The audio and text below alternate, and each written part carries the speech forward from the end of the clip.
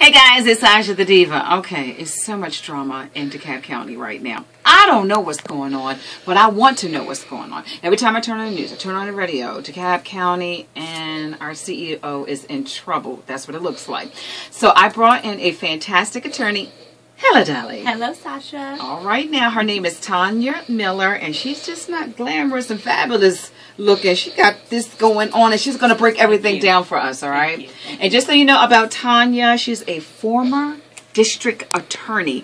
She deals with criminal, right? That's right. Okay. I do all criminal. Okay, where's your office is located? My office is located in Centennial Tower on Okay. the corner of Spring and Peachtree. Wow, Centennial Town. All right, now, what's your phone number over there? 404-419-6369. Okay, all the stuff that's going on with CEO Burrell Ellis, Right. all these indictments, what does this mean? Well, this means that Burrell Ellis is charged with 14 very serious crimes. Okay, can you start telling me about some of the crimes and the charges? Sure. The lion's share, most of the charges deal with extortion and theft, Okay. or attempt to commit extortion and theft. Wow. And essentially, it's as bad as it sounds is really how bad it is. I mean, it's important to remember that an indictment is not evidence. Right, Okay? It's right. just a charging document. It's an accusation. But the charges, if they are true, concern questions about whether or not Mr. Ellis attempted to gain political contributions in exchange for contracts with the county, and that's a big no-no. So now how do we know that this is true? This is like someone saying, I gave Sasha money to play a song for me, and I'm saying, no, you did not do that. Right. So it's like my word against their word. So what type of evidence do you think that they have that they're bringing all these indictments down? Well, we don't know yet exactly what kind of evidence they have. We know that the evidence could include wiretaps.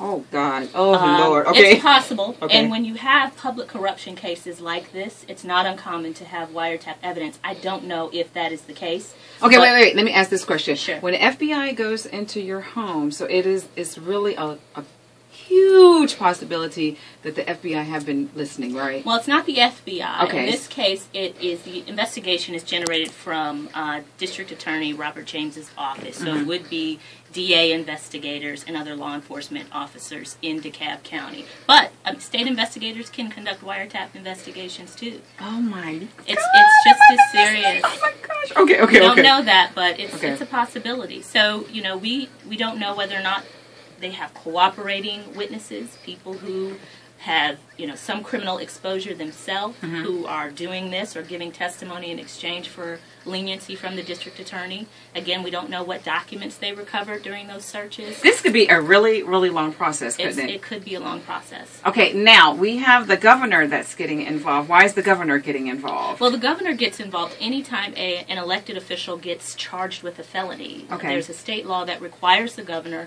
to appoint a commission to determine whether or not the charges against the public official relate to his office or would affect adversely the people who he's elected to serve. So does it look like he's going to be pulled out of office? It's quite possible. I think you would be hard-pressed to say Is that that the charges don't relate to his office. I mean, he is accused of using his position and using his power and authority with the county to try to get political contributions. But now to me, isn't that saying that I'm guilty? You're saying that I'm guilty? You're removing me from my job. Does that mean he still will get paid or no? He will still get paid. So he will still be getting He will still be paid. So what if this goes on for 2 or 3 years? He's entitled to be paid.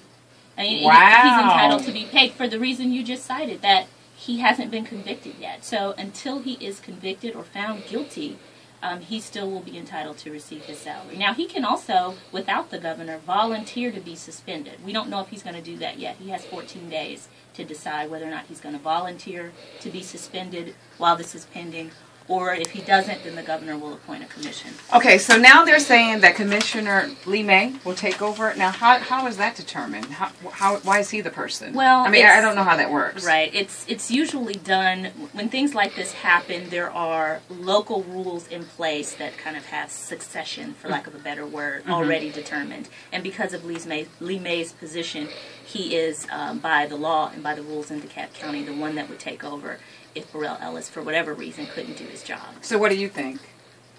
Well, Can you tell? I mean, if you were representing him, I mean, what do you think? Well, it's too soon to really formulate an opinion legally. If you're asking me legally, what I think right now is that he is innocent until he's proven guilty. He's entitled to the presumption of innocence.